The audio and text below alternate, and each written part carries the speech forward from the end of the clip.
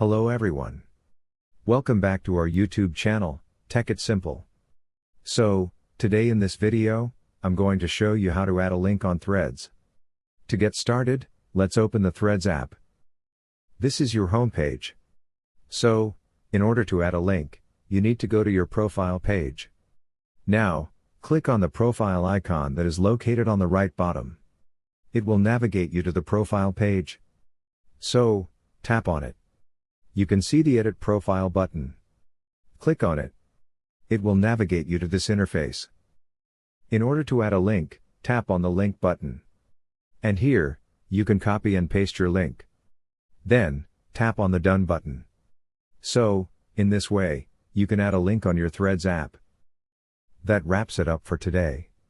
If you guys like this video, do not forget to like, comment, and subscribe to our channel. Thank you for watching.